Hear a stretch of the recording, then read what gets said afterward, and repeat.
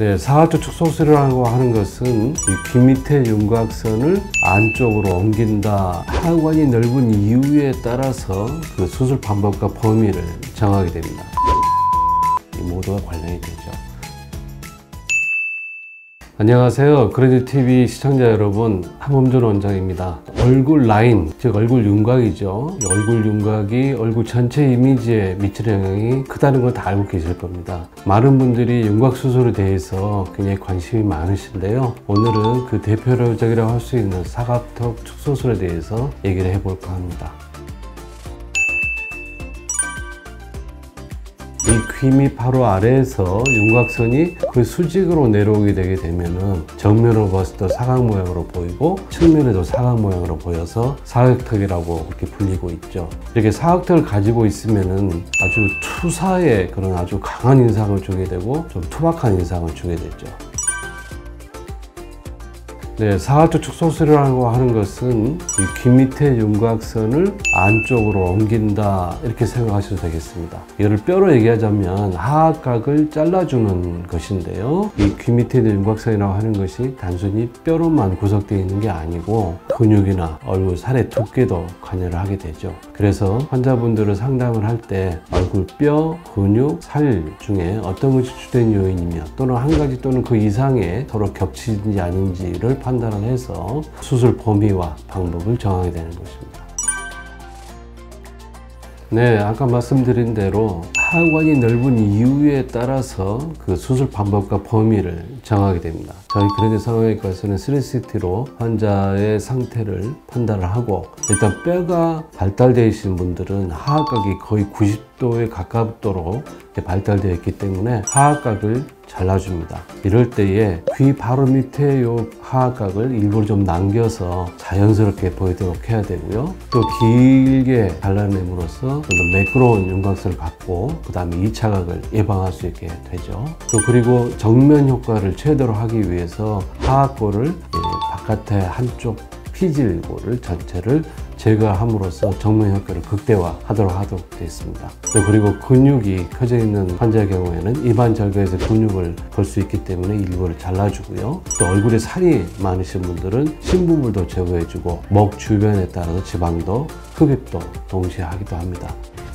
예, 이분은 사각턱 수술을 하고 난 전후의 사진인데요. 5, 6개월은 지나 사진입니다. 귀 밑에 윤곽선을 보면은 거의 수직으로 이렇게 내려오는데 수술 후에는 이렇게 안쪽으로 꺾여가는 것을 알 수 있죠. 또 그리고 길게 절제를 함으로써 이 선이 굉장히 매끄러워지는 것을 알 수 있어요. 그리고 하관이 줄어드니까 전체적으로 이목구비가 커 보이는 그런 효과가 나죠.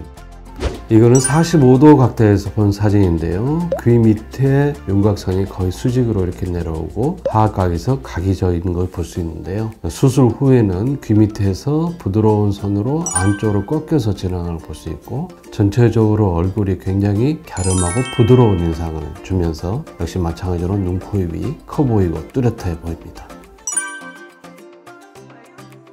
수술 후에는 이틀 내지 5일 정도를 충분하게 안정을 취해 주셔야 됩니다. 왜냐하면 정신적으로 스트레스를 받거나 육체적인 활동을 하게 되면 반사적으로 혈압이 올라서 멎었던 피가 다시 날 수가 있기 때문에 그렇죠. 그래서 반드시 5일간은 안정을 취하시면서 압박 마스크를 쓰는 게 도움이 됩니다.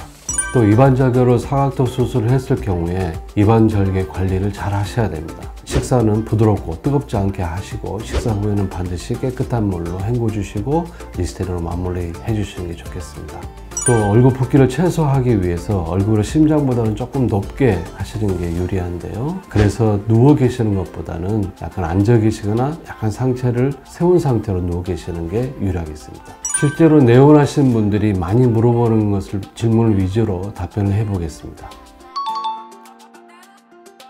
수술 후에 입술에 약간의 감각의 변화가 있을 수는 있는데요. 우리 몸의 모든 감각신경이 다 퍼져 있다는 것을 감안할 때 이걸 꼭 부작용으로 얘기는 어렵습니다. 하지만 시간이 지나면서 점점 회복이 되는 경향이 있고요. 그렇지만 하악골을 통과하는 굵은 신경은 반드시 보존해야 되겠습니다.